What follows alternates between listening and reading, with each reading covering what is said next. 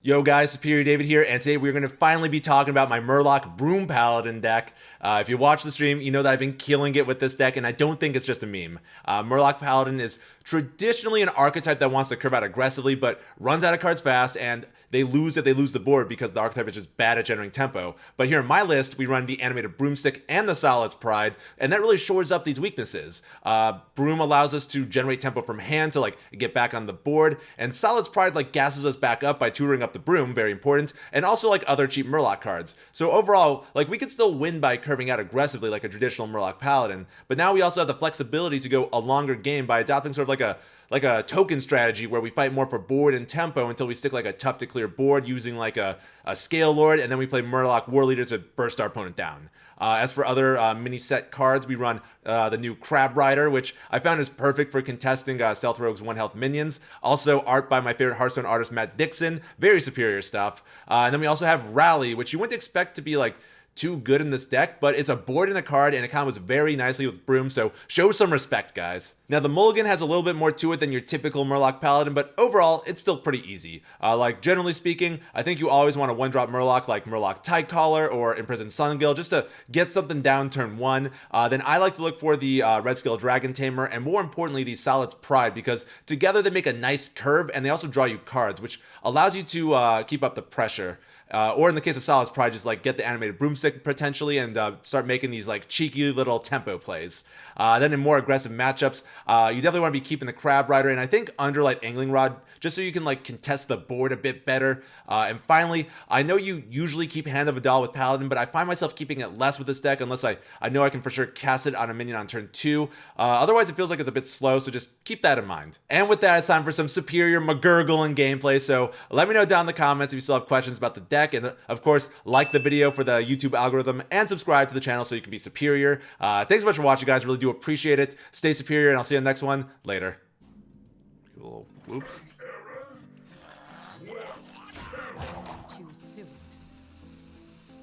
Come on, give us the win. Give Murloc Paladin the win. He's obviously terrified of our powerful deck.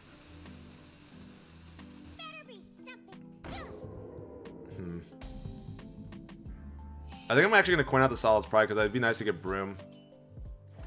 Well, I think I'd coin out the Underlight Angling Rod. Well, I guess, okay, he wants to play Greyheart Sage. So, I'm going to actually coin this out. Because now if he plays Greyheart Sage, he leaves up the 3-1, and that can trade. And then I could play the Crab Rider to clean up the board, and then I have a board. Oh, thank you, Ron Mexico. Very superior, my man. Oh, wait, backstab. So these lists are putting backstab in now.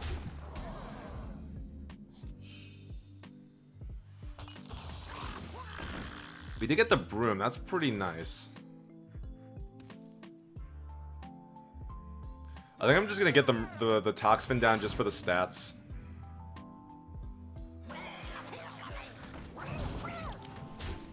Because he doesn't really play big minions. And now I have options. I could go Felfin, I could go Animated Broomstick, plus the War Leader. He could not hit me in the face. I don't know what this dude's doing, but I'm a big fan. I'm a big fan of him not hitting me in the face.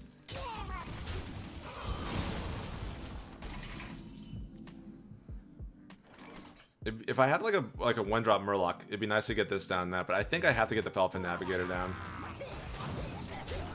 Because this is going to really just force him to start trading with me now. Because we're applying a bit of pressure. I think we actually have this. We have he's done 3 damage to our face. We have the board. We have the Brooms for tempo. I think he's getting a little overwhelmed right now. We're gonna be able to win this game. He's just I think he's just confused because he doesn't know what we're running.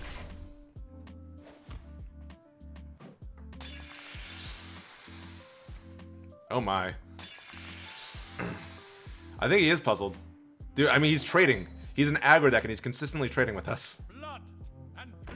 And we'll 100% take that. I do think I have to use the Underlight Angling Rod into this, though. I could Scale Lord and double trade. That develops the 5/6. That's really good. Maybe I actually do play a Scale Lord now. I actually like this more, I think. Bigger body on the board. And now next turn I could go Solid's Pride, Broom into like get a playable 2-drop, play that and the second Broom. Which will be good against this sort of board. What is this guy doing? I'm just like, dude, please stop trading with me. What are you doing? And yeah, I think we go for this sort of play now. Get that out of here. We got that playable 2-drop. I'm not even entirely sure we play. I think I might actually want to set up the... I'm going to set up the Imprisoned Sungill, I think.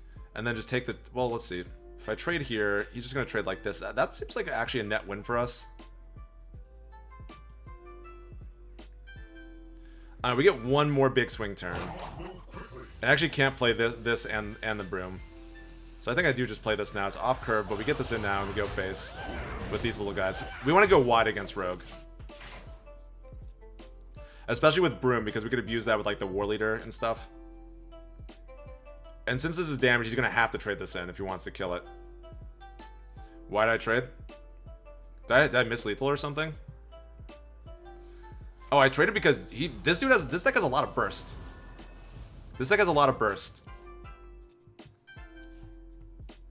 And he has stuff like Secret Passage. This deck could scam me out of nowhere. You have to like... I'm playing like pretty aggressively for the board here. Because I'm worried as soon as I lose it, I'm probably not going to get back on. Oh god. We actually have to... Well, I could use the Underlight Angling Rod on this. Broom might actually be a better option here, though. Because then no, I have to save Broom for next turn. And hopefully we just get something playable off this. That'd be pretty pog. That's nice. But yeah, this has to go. We're at 17 life. That's a little scary. I'm gonna just go really wide on the board with this stuff. I think our opponent is super scared of what we can do. And now we threaten lethal with War Leader. If you like Tide Caller into War Leader Navigator, this turn would have ended the game. No, I want to save this. I want to save this stuff for burst smash tables. Because that's what this stuff is. It's sort of like a token deck. And like this is sort of like my Savage Roar and my Bloodlust stuff. But yeah, I mean like this. I'm just really worried about dying. And our opponent is being weird and trading a lot. That is not good because we can't interact with that stuff. But I think we still got him. Do we? We do 3, 6, 9. Yeah, we got him. There we go. That is lethal. Because, yeah, that's lethal. Confirming that is lethal. 3, 6, 10. Yeah, that, oh, easy lethal. There we go. And that's why I didn't play that last turn.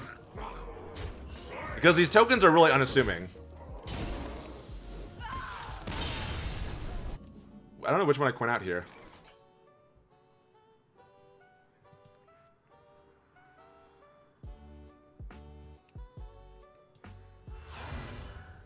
I think this one's tougher for him to clear off, so actually I'm gonna play this now.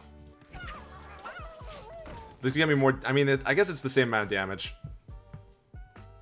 Maybe this would have been better in case I top decked Hand of a Doll. But this doesn't show him that we're Murloc Paladin necessarily. And I think that's probably good information to hide.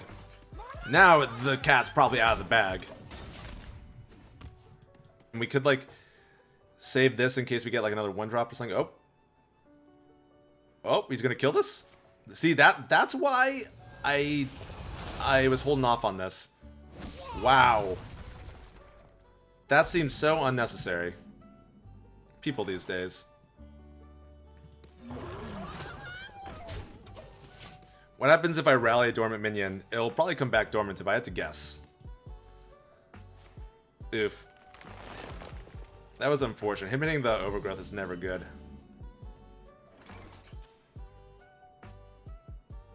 I don't like the rally for 1. We don't have any...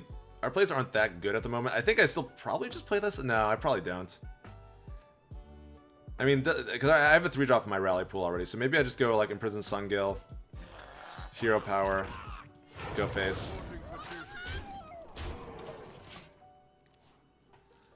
Because if I get Broom, I could do like a rally Broom turn. That seems sort of good. This is a 1-drop. That's good to know. Oh, no. That doesn't matter. That's actually we're totally fine with that. Don't follow that up with anything scary, please. Oh, no. Ruh-roh. New card. Okay. We can deal with this. We actually deal with this. We got the broom. We do this. We do this. Then we go rally, broom, do it again.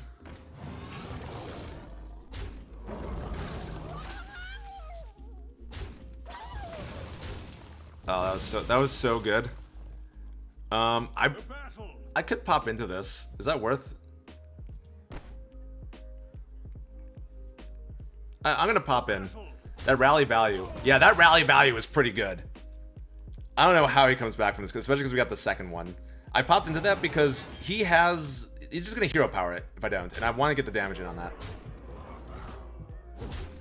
Guys, slap in this druid. Slap in this druid. The rally value. The rally value. Look at this. Look at this stuff. Let me do it again. I think it's definitely the play because we just put 3 bodies on the board. That seems good.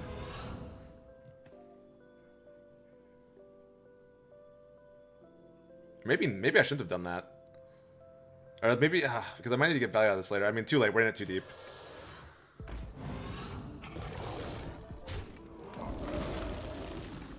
And I'm gonna get rid of this because these because they're not Murlocs. I actually don't think I want to play this because I'm sort of limited for board space. I want to play good Murlocs next turn, or at the very least, like drop a Scale Rider. If he doesn't have Overflow, I think we win. If he has Overflow, then we are by no means out of this game. I'm actually quite scared. No way. Alright, cool. We got this is why I held back the Toxfin. Did he just concede? Our experience just went up. I think he just conceded. Never mind. That's just the deck tracker being weird. So this happens.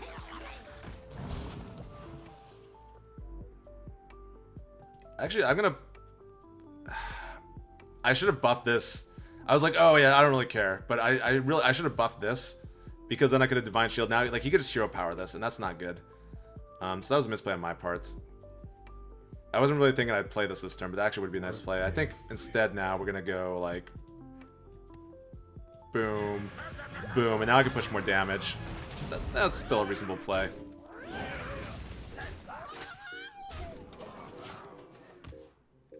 I don't know, chat. What do you think of that? I could have preserved a poison, which would be really good against Druid, but this game's probably almost over, so we might not get punished for it. I mean, I think we're not quite showing lethal. If we get War Leader, we will have lethal. Oh no, is this the punish with the... Oh, what the heck? That seems not so good for him. Actually, if he gets Glowfly Swarm, we are not happy about that. No Glowfly Swarm, there we go. So he runs no minions. He's all spells. Because there's no way you draw 6 cards in your deck and not discard any any minions. So this is 6, 12, 14. I mean, no, so close. Yes, Kelthers. Oh, yes. Yes, you're right. Thank you. I've been going for quite a while, if it wasn't obvious. So we definitely just go boom, boom, and just have fun dealing with that.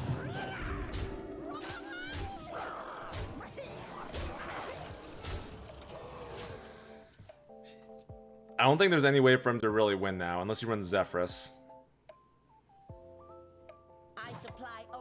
Mount Seller, he could scam with Mount Seller a bit. That's actually worrisome.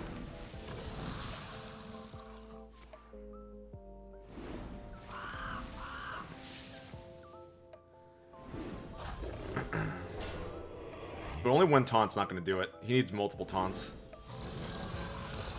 Ziggs's tempo, that could help him. Not going to do too much. I think we still got him. There we go. Get out of here, Druid.